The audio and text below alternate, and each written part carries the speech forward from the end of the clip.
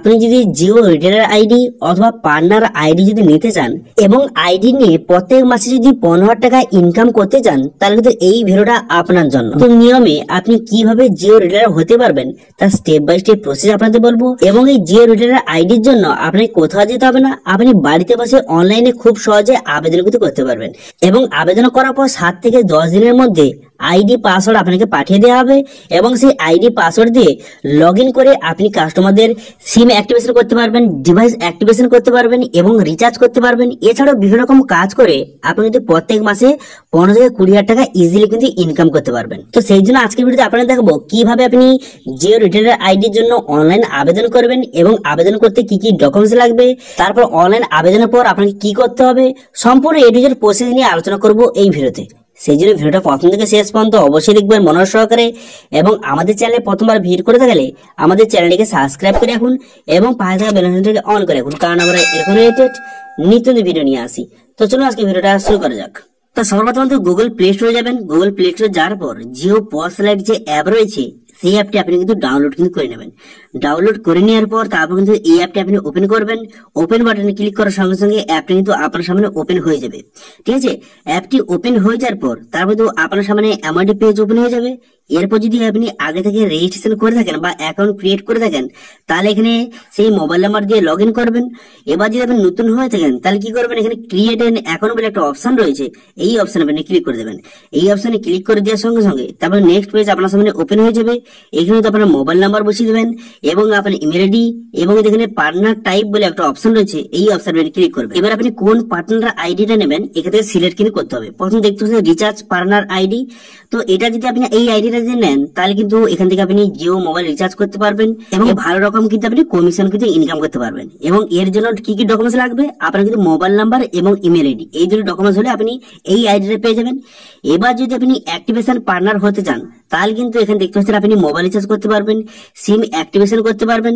এই সব কাজগুলি করে আপনি ভালো রকম কিন্তু কমিশন ইনকাম করতে পারবেন। এবং এর জন্য কি কি ডকুমেন্টস লাগবে, আপনার কিন্তু যে মোবাইল নাম্বার লাগবে, ইমেল আইডি লাগবে, প্যান কার্ড এবং আধার কার্ড, এই কয়টি ডকুমেন্টস কিন্তু লাগবে যদি আপনি এই অ্যাক্টিভেশন পার্টনার যদি হতে চান। জিও অ্যাক্টিভেশন পার্টনার যদি আইডি নিতে চান তাহলে তো এইসব ডকুমেন্টস লাগবে।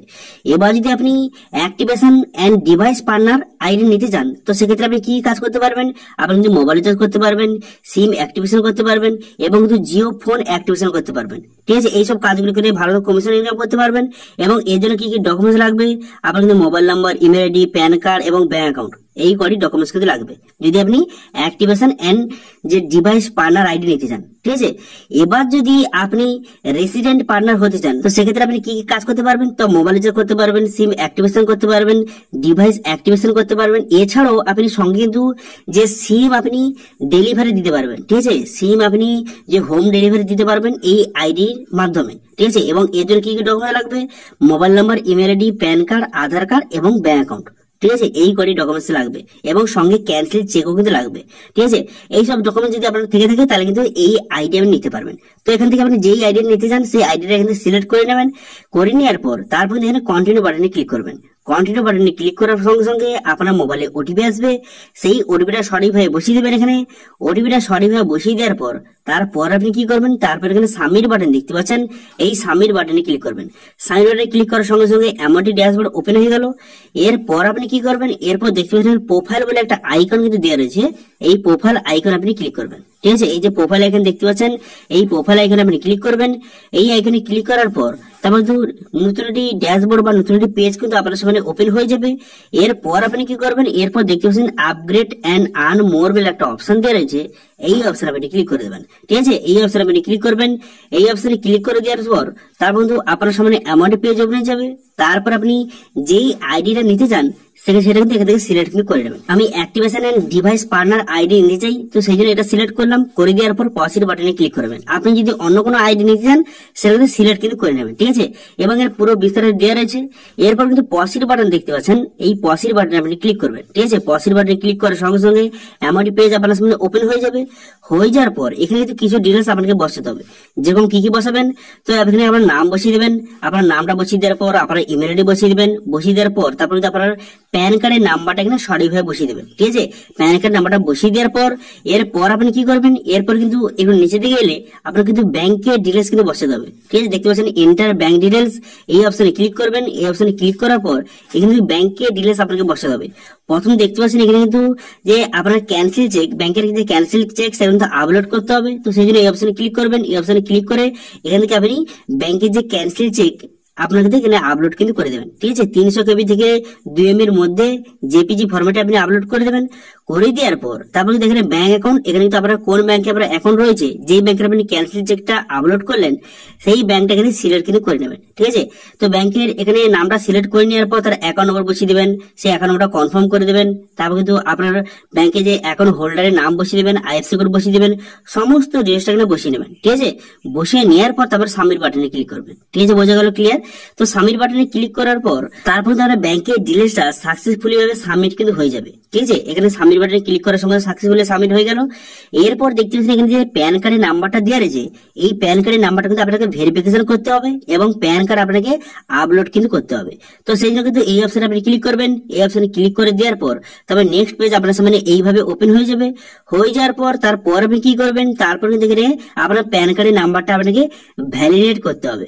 তো প্যান কার্ড নাম্বারটা ভ্যালিডেট করার জন্য আপনি কি করবেন, এখানে ভ্যালিডেট বলে একটা অপশন দেওয়া রয়েছে, এই অপশনে আপনি ক্লিক করবেন। এই অপশনে ক্লিক করার পর দেখতে পাবেন প্যান কার্ডে যে ভ্যালিডেট হয়ে গেল। এরপর কিন্তু প্যান কার্ডের ফটোটা এখানে আপলোড কিন্তু করে দেবেন। ঠিক আছে, প্যান কার্ডের যে ফ্রন্ট সাইডটা আপলোড করে দেবেন, এখানে কিন্তু 100 থেকে 2 MB এর মধ্যে আপলোড করে দেওয়ার পর নেক্সট বাটনে ক্লিক করবেন। নেক্সট বাটনে ক্লিক করে দেওয়ার পর তারপর আপনি কি করবেন, এখানে দেখতে পাচ্ছেন এখানে আধার নাম্বার, এখানে তো আধার নাম্বার আপনাকে বসাতে হবে। এখানে প্রথম জায়গাটায় এখানে আধার নাম্বার বসাবেন এবং কিন্তু তার পরের অপশনটা এখানে কিন্তু আধার নাম্বার বসাবেন। এই দুই জায়গায় কিন্তু আপনাকে আধার নাম্বার বসাতে হবে। ঠিক আছে, তো সেই দিন এখানে দুই জায়গায় সঠিকভাবে আপনার আধার নাম্বারটা এখানে বসিয়ে দিবেন। আধার নাম্বারটা এখানে সঠিকভাবে বসিয়ে দেওয়ার পর তারপর আপনি কি করবেন, এর মধ্যে আপনার আধার কার্ডের ফ্রন্ট সাইড এবং ব্যাক সাইড কিন্তু আপলোড কিন্তু করে দেবেন। করে দেওয়ার পর তারপর কিন্তু আপনি নেক্সট করে দেবেন। নেক্সট করে দেওয়ার পর তারপরে আপনি কি করবেন, এখানে যদি আপনি আপনাকে জিএসটি রেজিস্ট্রেশন করে থাকেন বা জিএসটি নাম্বার আপনাকে থেকে থাকে, এটা সিলেক্ট করবেন। যদি না থাকে তাহলে সিলেক্ট করার দরকার নেই। ঠিক আছে, তারপরে যদি আপনি আগে কোনো আইডি নিয়ে থাকেন তাহলে সেটা সিলেক্ট করবেন, অথবা সিলেক্ট করার কোনো রকম দরকার নেই। এই দুটো আপনি আনটিক কিন্তু করে দেবেন। এই জিএসটিটা আনটিক করে দেবেন এবং যে আর ইউ এক্সিস্টিং পার্টনার এটাও কিন্তু আনটিক করে দেবেন। দুটো কিন্তু আনটিক করে দেবেন। আনটিক করে দেওয়ার পর তারপরে কিন্তু কন্টিনিউ বাটনে আপনি ক্লিক করবেন। ঠিক আছে, কন্টিনিউ বাটনে ক্লিক করে দেওয়ার পর এরপর কিন্তু লোকেশন ডিটেইলস আপনাকে বসাতে হবে। তো আপনার দোকানটা যেখানে রয়েছে তার ডিটেইলস এখানে বসে দেবেন। ঠিক আছে, এখানে দোকানের ডিটেইলসটা আপনাকে এখানে বসাতে হবে। যেরকম কিন্তু আপনার দোকানটার লোকেশন এখানে সিলেক্ট করবেন এবং street, landmark, pincode, city, district সমস্ত ডিটেইলস এখানে আপনি সিলেক্ট কিন্তু করবেন। তো সেক্ষেত্রে আপনি কি করবেন, প্রথমে আপনাকে যেটা করতে হবে, এখানে দেখতে পাচ্ছেন ওয়ার্ক লোকেশন বলে একটা অপশন দেওয়া রয়েছে, এই অপশনে আপনি ক্লিক করবেন। ঠিক আছে, এই যে ওয়ার্ক লোকেশন অপশন যদি ক্লিক করবেন, এই অপশনে ক্লিক করে দেওয়ার পর তারপর তো নেক্সট পেজ আপনার সামনে এইভাবে কিন্তু ওপেন হয়ে যাবে। এরপর আপনার দোকানটা যেখানে রয়েছে সেটা মার্ক করবেন, অথবা এখানে সার্চ কিন্তু করে নিতে পারেন। ঠিক আছে, এখানে দোকানটা যেখানে রয়েছে সেটা আপনি এখানে সিলেক্ট করবেন। সিলেক্ট করে নেওয়ার পর এরপর কিন্তু সাবমিট বাটনে ক্লিক করবেন। সাবমিট বাটনে ক্লিক করে দেওয়ার সঙ্গে সঙ্গে এখানে কিন্তু অটোমেটিক আপনার দোকানের অ্যাড্রেসটা চলে আসবে। তারপর নেক্সট বাটনে ক্লিক করবেন।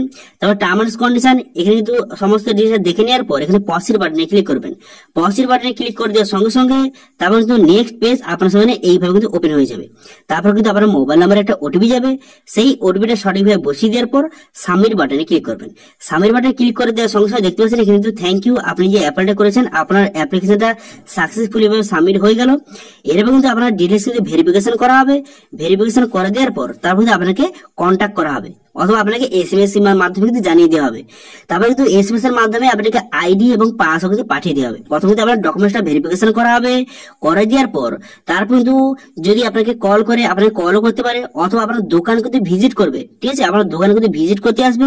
সমস্ত কিছু ভেরিফিকেশন করার পর তারপর কিন্তু এসএমএস এর মাধ্যমে আপনাকে আইডি পাসওয়ার্ড পাঠিয়ে দেওয়া হবে এবং সেই আইডি পাসওয়ার্ড দিয়ে আপনি কিন্তু যে জিও পজ প্লাস আপনি কিন্তু সেখানে লগ ইন কিন্তু করতে পারবেন এবং এখানে অ্যাপ্লিকেশন স্ট্যাটাস কিন্তু দেখতে পারবেন। ঠিক আছে, তো এইভাবে খুব সহজে আপনি কিন্তু যে জিও রিটেলার আইডির জন্য আবেদন করতে পারবেন এবং তার স্ট্যাটাস কিন্তু এইভাবে চেক করতে পারবেন। ঠিক আছে, এবার আবেদন করার পর তারপরে তো আপনার দোকানে ভেরিফিকেশন করে দেওয়ার পর আইডি পাসওয়ার্ড আপনাকে প্রোভাইড করে দিলে এসএমএস এর মাধ্যমে সেই আইডি পাসওয়ার্ড আপনি কি করবেন বা কোথায় লগ ইন করবেন, তো সেই আইডি পাসওয়ার্ড আপনাকে যে মোবাইলে পাঠিয়ে দিল। ঠিক আছে, তারপর সেই আইডি পাসওয়ার্ড দিয়ে আপনাকে জিও পজ প্লাস আইডি আপনাকে লগ ইন করতে হবে, বা অ্যাপটি কিন্তু ডাউনলোড করে সেখানে আপনাকে আইডি পাসওয়ার্ড দিয়ে লগ ইন করতে হবে।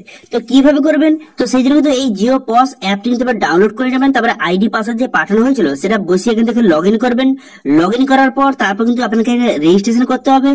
রেজিস্ট্রেশন করার পর তারপর কিন্তু আপনি কাস্টমারদের সিম এবং কিন্তু ডিভাইস আপনি অ্যাক্টিভেশন করতে পারবেন এবং ভালো রকম আপনি কমিশন কিন্তু ইনকাম কিন্তু করতে পারবেন।